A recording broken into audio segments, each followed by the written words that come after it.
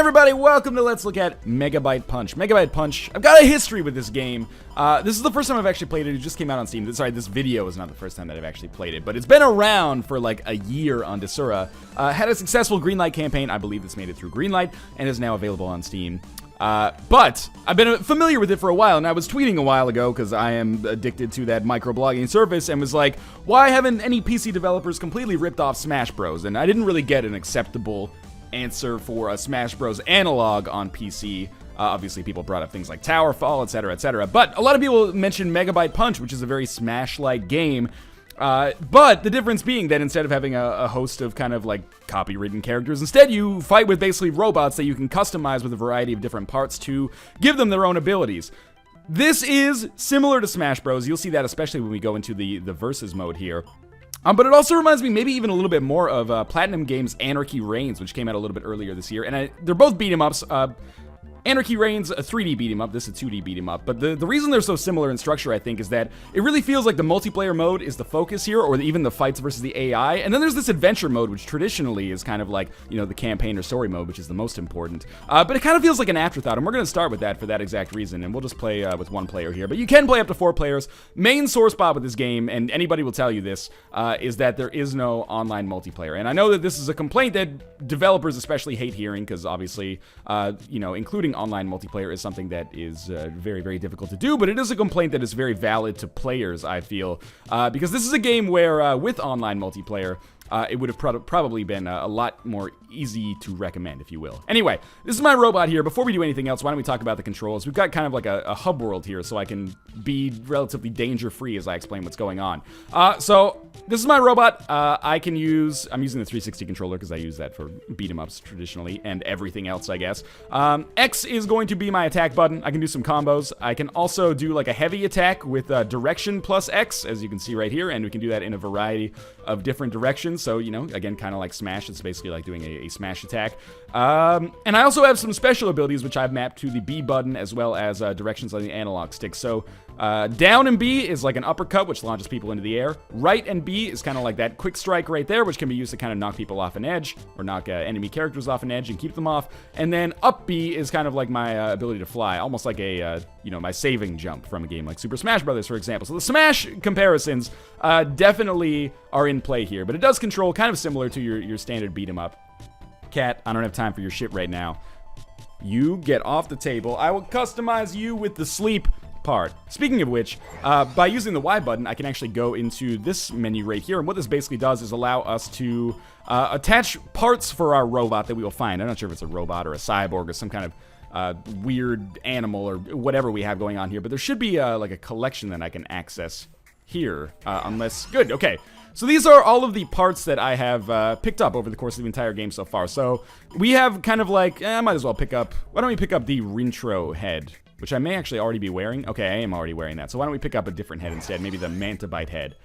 And we'll download that. So that should be in our inventory now. And this is just a quick example for me to demonstrate how this works. Basically, we're kind of like a transformer. There's like modular places we can put this on, either arms, groin region, we'll talk about that later when you're older, shoulder, head, legs, etc., etc. So each part corresponds to one part of the body. We can slot that in there, and then we'll look slightly different, but we'll also have different abilities. So the thing with the Megabyte head increases the damage of all standard attacks by 1, which is the same as the Rintro head that I was wearing. But there's also, you know, Mega Fist arm. This is what allows us to do my upwards kind of uppercut. There is also, you know, shoulder abilities that give us movement speed, and I'm currently wearing like a shoulder mount, which allows me to have the, oh, I didn't even see that color was there, that gives me the ability to fly. So that is what my why I have wings right now. Not everybody has wings. Also, the monkey's tail, that went in my like butt slot and allows me to get a triple jump. So that's how I've characterized my character so far. There's also other things we can eventually find, things like guns, which I had for a while and then replaced because I didn't really like it. And there's a drill arm as well, which maybe I can actually slot that in, because that is what I got for beating the first boss, and it seems like a very useful ability. So let's go, yeah, there we go, drill arm. So why don't we go, and we'll put this in one of our arm slots. What do I have here? This one's an ability. So let's get rid of our uppercut, and I'll take the drill arm instead, and we'll map that to our bottom button. So now you can see I've got the drill arm going on here. Wait a minute. Do I also still have the Mega Fist, but anyway, now I should be able to just do a drill, as you can see. And we can drill into walls a little bit. I got 1 bit. We can use that bit to buy parts and items from the shop. But anyway, instead, why don't we just continue onwards, and I'll do a little bit of the adventure mode here. So this is kind of like our hub world. It kind of does function basically the same as like a Guacamelee or something like that, where we move out from the hub world. It's not really a Metroidvania. It's much more of a standard kind of beat 'em up, where it's broken up into like levels and worlds. But let's go into... Why don't we just go to level 1 again? And I've already done these levels, but we'll go through it again just to kind of explain how the heck things work. Because this is very much, you know, remember in Super Smash Bros. Brawl, there was the Subspace Emissary, and the Subspace Emissary was the single-player mode, and I know a lot of people really liked it, but I kind of considered it an afterthought. That was a part that we just picked up there, by the way. Relative to the actual game mode, or the focus of the game, which I certainly felt was the multiplayer, and probably, I think most people would not necessarily take issue with that. Great music in the game, by the way. We got another part there. So basically, the way that these levels take shape, or the form that they take, is that you're going to be making your way through here, destroying enemies, picking up bits. Occasionally, there's serious frame rate hits when you pick up those bits, by the way, which is one of the most jarring things about the game. And, you know, eventually you'll have to beat a boss, and you'll accomplish a quest, and that'll be that. But mostly, you just spend some time killing enemies and picking up the parts that they drop. Eventually, you can maybe recycle those into salvage or extra bits. But it's largely kind of, you know, don't let this taint the experience, or like how I feel about the game as a whole, because I really do like the kind of more basic tournament fighting mode in this game. But I really feel like the adventure mode is kind of sorely lacking. I didn't really find myself compelled to play it very often. That was a gun that we just picked up there, by the way. It's just, it kind of feels like this mode was added, and I don't know if this is true or not. This is just my speculation, so, you know, take that with a grain of salt. But it kind of feels like this was added to be like, okay, well, we can't just have a local multiplayer kind of fight mode available, and also versus the AI as well. There's the frame rate hit I'm talking about. That happens with Fraps or without it. So we got to include some kind of campaign mode, and at least it feels sort of tacked on, I guess is what I'm getting at here. But we'll play through a level of this regardless. Usually the levels probably take the form of like 8 or 9 minutes, depending on how many secrets you want to look for. The level design's really good. You know, there's all sorts of branching paths and stuff that you can go down to try to find secrets and extra parts and stuff like that. For the most part, I just kind of rushed to the end. I've never died on any of the levels where I wasn't fighting a boss. That's the other thing, is that it doesn't really feel like you're very likely to die. Like Smash, the only way that you can die is by being either knocked off of a level, or by being like knocked upwards so high that oh, there's another enemy up here. Or by being knocked upwards so high that it makes it so you can't come back on the map, if that makes sense. But since all these levels are closed in, I don't think that actually applies here. So we did reach a checkpoint, and we can go through to the next level if we want to. And, you know, you're basically just going to get more of the same. So I'm actually going to quit out and go to the main menu, because I don't think that this is really the ideal way to experience this game. It gives you kind of a diversion. The combat's all right. It is the combat is like very basic, and I mean that in both a positive way and a negative way. It's very positive because, again, it makes the game very accessible, and it makes the fighting mode very, very fun. Let's go to tournament here. But it also, you know, doesn't seem like there's much variety in the adventure mode. I realize that was like a very, very quick way of covering it. But I really think that this is much better. So this is basically, if you've ever played Super Smash Bros., you're like, oh, this is Final Destination right here. The maps do have different shapes. So there's a shield, and I just broke that, and then I'll drill him a little bit. The tournament mode is basically Smash Bros., and I mean that in a very good way. I had 69 damage on that guy for a second. So the tournament mode, we fight a random robot. At least I think it's random. I don't know if I've encountered the same ones over and over. This guy seems new to me. And we're going to try to do as much damage to him as we realistically can. And after we do enough, I could break his shield. That didn't work too well. I'll try to knock him off the edge, and once he's actually off the edge, then I'll try to edge guard him and keep him off the edge so that he can't get back on. And if I manage to keep him off, then I will win, and that might be able to do it right there. That is the edge of the map right there, by the way, that kind of like black bar that you can see. Good, so I knocked him off, and I win the first match. This is by far the most fun part of the game, in my opinion. The adventure mode, again, reminds me so much of Anarchy Reigns, where people were like, yeah, the campaign is kind of boring, but it exists, so that's something. But the multiplayer is really where the focus here is. And that's certainly exactly the same way that I feel about Megabyte Punch. It's the same way I felt about Anarchy Reigns, but I feel like Megabyte Punch is probably, even its multiplayer mode is a little bit better than that. And the customization makes it super nice as well, because, you know, if something doesn't work out well for you in tournament mode, then you just pick up, you know, some new upgrades. Maybe you realize, like me, that you don't need so many jumps, and you replace one of your jump slots with like an extra damage slot. There's passive upgrades that you can get that give you like extra damage, and then there's active ones that give you abilities, like this drill arm, for example. Oh, you can do it. It takes a little getting used to if you've played a lot of Smash, because this looks so much like it. but there is no, like, edge grabbing, so you actually have to get completely back onto the map. Also, it has a jump button as opposed to just using the analog stick to jump, which is confusing at first. But it's kind of a very positive thing how much I get confused with the controls, because it means that this is a very good imitator of Smash. And I'm not, again, trying to devalue the developer's work by any stretch of the imagination by saying this is, you know, a clone of it or anything like that. It's obviously heavily inspired by it, and I think it hits that mark without being an absolute copy. So I have 3 lives left, which is the kind of floppy disk icon down there.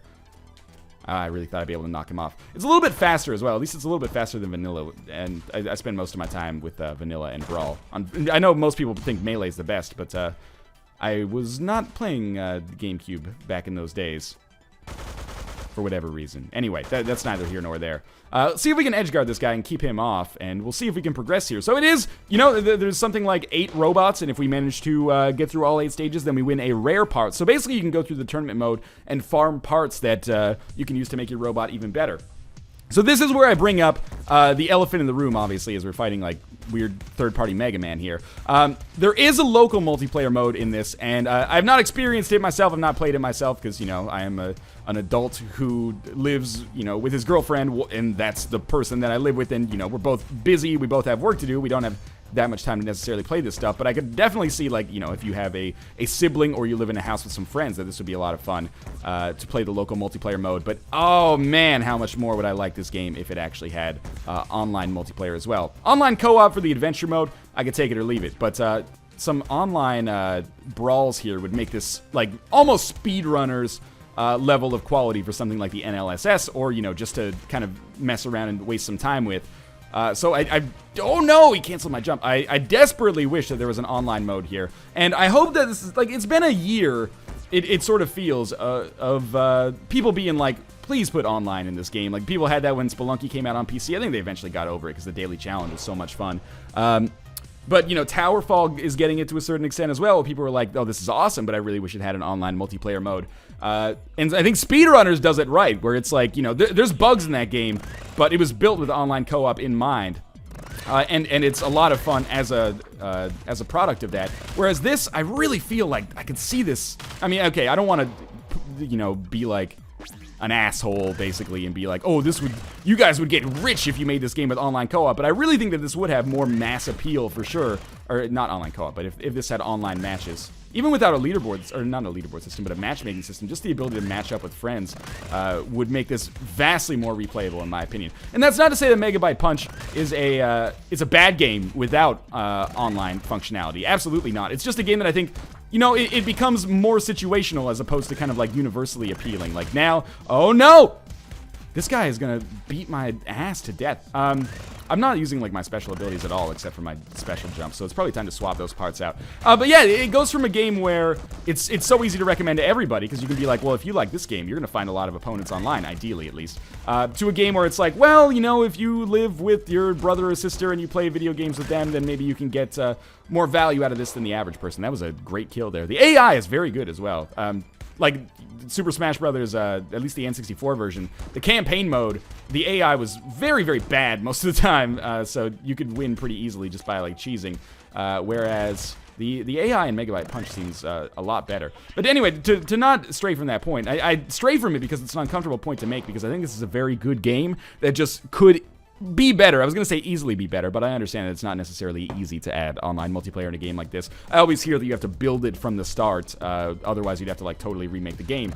But yeah, it goes from a game where you can recommend it to anybody because the player base is likely going to be there, to instead a game where you basically have to be in a situation that not everybody is in. Like, I know there's a lot of people out there who live with somebody that they could play this game with, but then there's a lot of people out there, I would probably guess, wow, that cannon does so much damage. Probably more people out there that are in a situation where, you know, local multiplayer is just not really feasible, so you're going to be playing against the AI most of the time. Now, that being said, I'm having a lot of fun playing against the AI here, and that's where I've spent most of my time playing Megabyte Punch in general, and I've enjoyed it a lot. If you're a fan of Smash Brothers and you're the kind of person who could, you know, enjoy playing that game against the AI, even if it is a little bit less than playing it against your friends, yeah, there's no way I lived through that. Oh, I died. Well, we'll try another tournament here because I like it so much. But if you are the kind of person that can enjoy playing it against the AI, I would absolutely recommend picking this up, especially with the degree of customization that you have, which I'm not really showing off here, short of giving myself this drill arm. Cool stages, too, also. I've encountered a couple of them multiple times, so it's not like the stages are procedurally generated. I don't think that matters at all, though. The stages are fun. Did I get, like, poisoned there? It seemed like I was poisoned for a while. Wonder if I can be able to spike this guy. Oh, I messed it up there. Any complaints that I have about the controls are, like, entirely because the controls are different than Smash, which is not me saying the controls are bad. It's just, like, the game is so similar to Smash that when the controls are different at all, it's a little strange to deal with. And I'm, by the way, fully prepared for people to watch this video and hate it because I just keep talking about Smash Bros. Over and over, but I think it's a favorable comparison to make because this game is extremely fun, and it's extremely fun, oh, geez, in the same way that Smash was fun. It's definitely the closest analog, that, and, of course, as I mentioned many times, Anarchy reigns. But yes, just to finish that point, TLDR, online multiplayer, I think would make this game a good deal more recommendable, and it would probably, like, vastly increase the playtime that the majority of the audience of this game would actually get out of it, and vastly probably improve the staying power of it as well. As is, I still think Megabyte Punch is a totally unique, and, well, you know, except for Smash Brothers, but is a totally unique game, as well as a game that's very easy to recommend for anybody who's fans of a game like this. There's not much in that kind of, like, Smash-like genre that exists on the PC. I know that Air Dash Online is doing its Kickstarter right now, and it may or may not reach that goal, and it's very inspired by Melee. And I would love to see that happen, but as of right now, Megabyte Punch is pretty much what you got, and it does a good job at it. The only thing I will say is that, good lord, online multiplayer would make this so much better. And I kind of hope that in, like, a couple of years, we have this complaint less often. Maybe it'll become, oh, yes! That was beautiful. That is incredibly satisfying. That is worth the price of admission right there, whenever stuff like that happens. I hope that maybe it becomes easier or just more kind of considered compulsory. I know there's, like, a local multiplayer movement that is like, you know, get back couch co-op into games because, you know, those were, like, fond memories from my childhood, and that's definitely true. At the same time, I'm an adult here, and I don't live in a, you know, a college dorm with, like, 8 of my friends anymore, so it makes it like I feel like I'm not getting as much out of the experience here as I could be, and that kind of sucks. Anyway, I've talked about that ad nauseum, so obviously, I'm just kind of echoing the points that a lot of people are going to have. And of course, I do need to mention that in spite of that, I think Megabyte Punch is the kind of game where if you're a Smash fan looking for something kind of similar to the game on the PC, you should pick this up. It hits the right notes, especially if you have somebody to play it with. Even if you don't, if you feel like you can get the enjoyment out of the AI matches, I would absolutely recommend it. Because it's just fun. Ignore the campaign mode, which I think, when I first started playing, I started with the campaign mode, because of course that's what you do when you're playing single-player games, right? And I was like, you know what, I'm not really having that much fun with this. And I was like, well, before I record my video, why don't I check out the fight mode? And then I ended up having a ton of fun in my first tournament, and I was like, oh, this is what this game is, like, actually about. So I think it's kind of misleading that the adventure mode is there.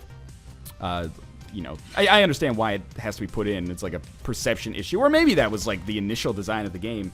But I think the quote-unquote multiplayer mode here actually works a hell of a lot better. That should kill him. Than the quote-unquote campaign mode or adventure mode of the game. So yeah, ignore that. This is where the stuff that's worth the price of admission definitely comes in. I'm going to be fighting Zero here. And of course, the other thing that I've mentioned a couple of times is the customization of the game is really cool. Imagine, it's like Smash Bros, but you're able to build your own characters. Maybe it doesn't have that iconic, you know, roster of characters that everyone's familiar with and, you know, is composed of a number of childhood favorites. Hey, stop it, you scum! But that being said, the ability to customize your own fighter kind of, oh, that was so bad, kind of nullifies that as a negative in my opinion. And in fact, you know, I know a lot of people they play Smash Brothers because of the fan service. That's not me. I play it because it's accessible, and I don't care, like, oh, Yoshi fights Sonic, big deal, let me cream my pants over that, like, it doesn't matter to me. I play it because it's an accessible fighting game, and it's a fighting game that's easy to have fun with, even if you're not very good at it, which is not something that the genre is very much known for, where, you know, even if you have 40 hours in Street Fighter 4, you're still gonna get your ass kicked 90 times out of 91 online. There, I picked a fraction that was harder to simplify. And Megabyte Punch totally hits that. Even though you don't know what you're doing, if you're button mashing and you have a reasonable idea of what's going on, you can still have a lot of fun and a reasonable degree of success, which is not to say that it is not a deep fighting game. It's just to say, you know, to throw a fireball, you don't have to do a quarter circle plus a punch. You just have to press a button, which I think makes it a much more accessible game. than a lot of fighting games. And these are really my favorite kind of fighting games. I've gotten into the genre a little bit more, like the die-hard genre of fighting games, over the course of the past couple years. It's a slow grind, you know, it's like learning a MOBA. It takes a while and you suck forever, and it takes a while before you even start having fun if you're playing against people who are substantially better than yourself. You know, eventually it is very rewarding. But I love these kinds of games where you can just kind of jump in and have some quick and zany matches. So, yes, I definitely think Megabyte Punch is worth the price of admission. It is a little pricey. It's either 15 or 20 bucks on Steam. I can't remember. I think it is actually 20, but again, in the interest, you can wall jump here. Oh no, that was the greatest spike of all time. In the interest of, you know, doing your own research, check out the store page, which is in the video description below, and make sure that my price is not wrong here. In any case, time to sum up my thoughts on Megabyte Punch. Adventure mode, I don't really like it. Kind of boring. Fight mode, especially tournament, absolutely awesome. Very Smash-like. Emulates that experience very well. Anyone can get into it.